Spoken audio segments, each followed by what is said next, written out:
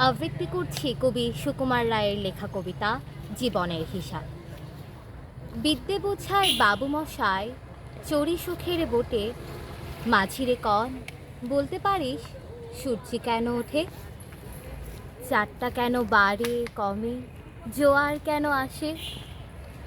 বৃদ্ধ মাঝি অবাক হয়ে ফ্যাল ফেলিয়ে হাসে। বাবু বলেন, সারা জনম মরলি রে তুই খাটি, জ্ঞান বিনা তোর জীবনটা যে চারি আনাই মাটি।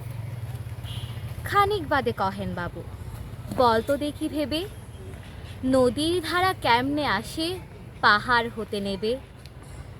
বল তো কেন লবণ পোড়া সাগর ভরা পানি?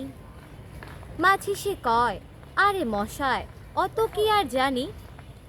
বাবু বলেন, এই বয়সে জানিস নিও তাকে, জীবনটা তোর নেহাত খেলো অষ্ট আনাই ফাঁকি। আবার ভেবে কহেন বাবু, বল তো ওরে বুড়ো, কেন এমন নীল দেখা যায় আকাশের ওই চূড়ো? বল তো কেন সূর্য চাঁদে গ্রহণ লাগে কেন? বৃদ্ধ বলে, আমায় কেন লজ্জা দিয়েছেন হেন?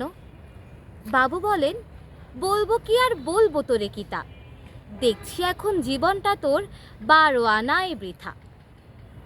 খানিক বাদে ঝড় উঠেছে, ঢেউ উঠেছে ফুলে, বাবু দেখেন নৌকোখানি ডুবলো বুঝি দুলে। মাঝিরে কন, এ কি আপদ ওরে ও ভাই মাঝি, ডুবলো নাকি নৌকো এবার মরবো নাকি আজি? মাঝি শুধায়, সাঁতার যেন, মাথা নাড়েন বাবু। মূর্খ মাঝি বলে, মশায় এখন কেন কাবু? বাঁচলে পরে আমার কথা হিসেব করো পিছে, তোমার এখন জীবনটা যে 16 আনাই মিছে। ধন্যবাদ।